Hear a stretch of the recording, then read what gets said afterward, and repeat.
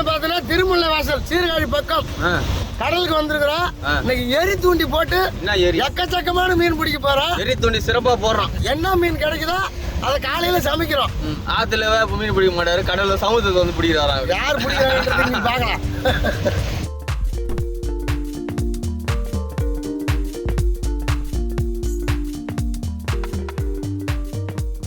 கடையில் வர வழியில் வாங்கிட்டு வந்த தூண்டில் இது முள். சில பேர்லாம் முடிச்சு போட்டு வச்சுருப்பாங்க. அதனால் அந்த மீன் அறுத்துட்டு போயிடலாம், இந்த இதோட முடிச்சோட உருகிட்டு போயிடும். நான் போட்டிருக்கிறது உருவாது. நீங்கள் தூண்டி போனால் இதுமாரி போட்டுக்குங்க. எரி தூண்டில் என்னன்னா? எரி தூண்டில்னா விசிறி உள்ளே போடுறது, எரியிறது. இப்போ என்னென்ன மீன்லாம் கிடைக்குன்னு எதிர்பார்க்குறீங்க? சங்கரா மீன் மட்டும், கொடுவா மீன் மட்டும், பன்னி மீன் மட்டும். பன்னி மீன்? பன்னி மீன் ஒரு மீன் இருக்குண்ணா, ஒன்னாட்டம் தான் இருக்கான். அந்த மீனை தான் பிடிக்க போகிறான். நாலு தூண்டி பக்காவை ரெடி பண்ணாச்சு. திருமுல்லை வாசல்ல வந்து நைட்டு மீன் பிடிக்கிறா. போடுங்க. கோழி கொடலை இதை போட்டு தான் பிடிக்க போகிறேன் இல்லையா?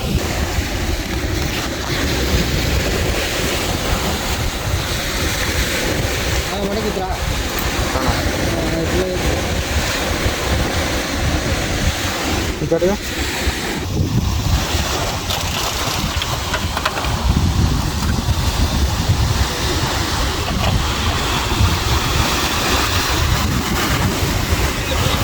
பெரிய மீனா? பெருசுண்ணா, பெருசு. இல்லை இல்லை போயிருப்பேன் உள்ள. கொடுவாடா கொடுவா. ஏய் மொத்தானே போட்டாட்டாவே. சூப்பரா தம்பி, வெரி குட்ரா. நம்மளுக்கு அதிர்ஷ்டம் இன்னைக்கு இருக்கு. இந்த கொடுவா மீன் பார்த்தீங்கன்னா எரி தூண்டில் தான் பிடிக்கிறோம். ஒரு கிலோ 400 500 எடுப்பாங்க. இது பார்த்தீங்கன்னா ஒரு 3/4 கிலோ இருக்கும். இந்த கொடுவா மீன் நம்மளுக்கு கிடச்சிருக்கு. நமக்கு கிடச்சிருக்கு. கொத்துதா தம்பி? கொத்துது கொத்துது. காட்டிட்டா? வர மாட்டேங்குது. பெரிய மீனா இருக்குமா? ஏய் கெளுத்தி. கெளுத்தியா? நான் மீன் மாட்டிக்கிட்டா? பாருங்க பாருங்க. ஏங்க அப்பா என்ன மீன்னா? பன்னி மீன்.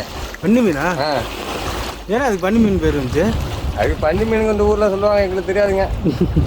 இப்போ பார்த்துருப்பீங்க, கடலுக்கு வந்தால் எரி தூண்டி போட்டு மீன் பிடிச்சோம். ஒரு 5-6 மீன் கிடச்சிது. அதை வச்சு தான் நாளைக்கு டிஷ் பண்ண போகிறோம். அதோட இப்போ யார் கட்டுறோம். இப்போ பார்த்துருப்பீங்க, நைட்டு கடலில் போயிட்டு எரி தூண்டி போட்டு மீன் பிடிச்சோம். நல்லா எரிஞ்சோம். அது வந்து சமைக்கிறதுக்கு டைமில் இருட்டிடுச்சு. அதனால் நைட்டு வந்து எடுத்துகிட்டு வந்து பிரிட்ஜில் வச்சுருந்து இப்போ வந்து சமைக்க போகிறோம்.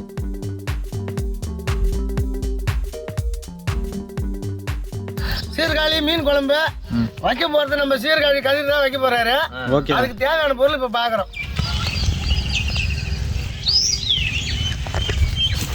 மங்களகரமாக மஞ்சத்தூள் எடுத்து வச்சுருக்கோம். ஓகே. வீட்டு குழம்பு தூள் காரஞ்சாரமாக அரைச்சி வச்சுருக்கோம். வீட்டு தூள். தாளிப்புக்காக வடகம். என்னென்ன போட்டிருக்கீங்க? இது பார்த்தீங்கன்னா சின்ன வெங்காயம், கடுகு, வெந்தயம், பூண்டு, கருவேப்பிலை எல்லாத்தையும் போட்டு இடித்து காய வச்சுருக்கோம். பூண்டு செரிமணத்துக்காக பூண்டு, நாட்டு சின்ன வெங்காயம், நாட்டு தக்காளி, இங்கே பாருங்க கத்திரிக்காய், அப்படியே பிஞ்சு கத்திரிக்காய் எடுத்து வச்சுருக்கோம். இந்த கத்திரிக்காய் ஏன் சேர்க்குறேன்னா ஒரு கார்னிஸுக்காக. இந்த மீன் குழம்புல இந்த எண்ணெயில் பொரிச்சு போட்டோன்னா அவ்வளோ ருசியாக இருக்குங்க. இது வந்து செட்டிநாடு ஸ்டைலில் செய்வாங்க சில பேர். பச்சை மிளகா. பச்சை மிளகாவா? மாங்காய், கருவேப்பிலை, கொத்தமல்லி. கருவேப்பிலை மட்டும் தானே இருக்கு? இந்த கொத்தமல்லி தான் இருக்கு. கரைசல் புளி. அப்புறம் நைட்டு நேற்றுக்கு பிடிச்ச மீனுங்கள் அப்படி அந்தாண்ட இருக்கிறாங்க. பார்த்தீங்கன்னா கடலில் வங்கக்கடலில் போய் நேற்று எரி தூண்டி போட்டு மீன் பிடிச்சோம். கொடுவா மீன் ஒன்று பிடிச்சிருக்கோம். சரசரன்னு ஒரு சங்கரா மீன், பரமரன்னு ஒரு பன்னி மீன், கட்டுன்னு ஒரு கெளுத்தி மீன், புள்ளி கொடுவான்னு சொல்லுவாங்க. இதை இந்த மீன் குழம்பு வைக்கிறதுக்கு சின்ன வெங்காயத்தை நல்லா இடித்து நச்சு எடுக்கிறோம். வெங்காயம் இடிச்சாச்சு. அடுத்தது பச்சை மிளகாய் அப்படி நசிக்கிறோம். தக்காளியை நைஸாக நறுக்கிக்கிறோம். இது கார்னிஸுக்காக நம்ம எண்ணெயில் பொரிச்சிக்க போகிறோம். கார்னிஸ்னால் பொரிச்சு மேலே டிசைனுக்காக போடுறோம். மாங்காயை கட் பண்ணிக்கிறோம். முடிஞ்சாரு இல்லையா? முடிஞ்சு. சார் நான் அடுப்பு தூக்கி. ஆமாம் மீன் குழம்புக்கு அடுப்பு பற்ற வச்சுருவோம். அடுப்பு தூச்சிங்களா? ஓகே, சிறப்பாக பிடிச்சிக்கிச்சு. அடுப்பு நல்லா எரிஞ்சிருக்கு. ஊர்லேயே வைக்கிறேன். இப்போ பார்த்தீங்கன்னா உருளி நல்லா காஞ்சிருச்சு. சுத்தமான கடலெண்ணெய், செக்கில் எண்ணெய் கடலெண்ணெய் ஊற்றுறோம். இப்போ பார்த்தீங்கன்னா எண்ணெய் நல்லா காஞ்சிருச்சு. நம்ம கட் பண்ணி வச்சுருக்க கத்திரிக்காயை சேர்க்குறோம். கார்னிஷுக்காக மேலே தான் போட போகிறோம். அதனால் எண்ணெயில் பொரிச்சு எடுத்து வச்சுக்கிறோம். இந்த கோகோ தரமாக கழுவி வச்சா தரமான மீன் கழுவி இருக்குண்ணா. தரமாக வந்து லெமன் பிழி போடுறேண்ணா. லெமனா? ஆமாண்ணா. மஞ்சத்தூள் போடுறது லெமனா? இல்லைண்ணா, லெமன் பிழிஞ்சிட்டு அதுக்கப்புறம் மஞ்சத்தூள் போட்டுக்கலாம். அப்படியா? ஆமாண்ணா. லெமன் பிழிஞ்சாச்சு.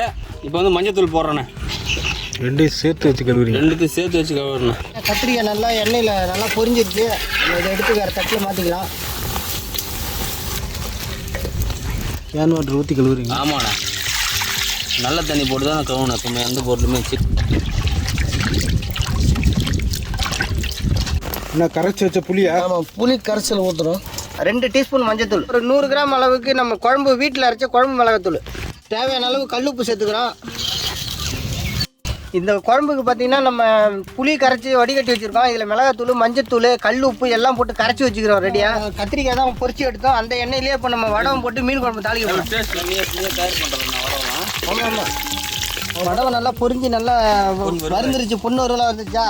இப்போ நம்ம இடிச்சு வச்சுருக்க சின்ன வெங்காயம் பூண்டையும் சேர்க்குறோம்.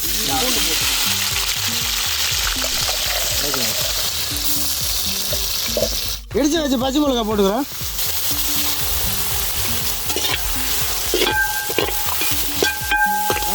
கருவேப்பிலை போட்டுக்கிறோம். அதுக்கு எப்படி நிறைய பார்த்தா இல்லையா? இப்போ தக்காளி போட்டுக்கிறோம்.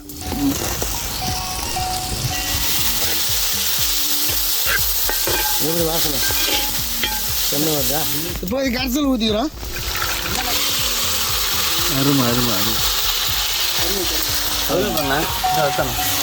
இப்போ குழம்பு நல்லா கொதிச்சிருச்சு. நம்ம மாங்காய் சேர்க்குறோம். எரி தூண்டில் மீன்னா? ஆமாம். எப்படி தடப்பட்டு கொதிக்குதா? அவ்வளோதாங்க. நம்ம ஒரு 10 நிமிஷம் மூடி வச்சிடலாம். இப்போ பாருங்கள், குழம்பு நல்லா தகன்னு கொதிச்சிட்டு இருக்கு. சத்தம் வெளியில் கேட்குது. சத்தம் வெளியில் கேட்குது. அங்கே பாருங்கள், நான் எனக்கு கேட்குது. பொறுமையாக திறந்து தான் அந்த வாசனை வெளியில் போகாது. அங்கே பாருங்கள். இப்போ நம்ம பொரிச்சு எண்ணெயில் பொரிச்சு வச்சிருக்க கத்திரிக்காய் அதில் சேர்க்குறோம். கார்னிஷ் கத்திரிக்காய். கார்னிஷ் அது உடம்பு.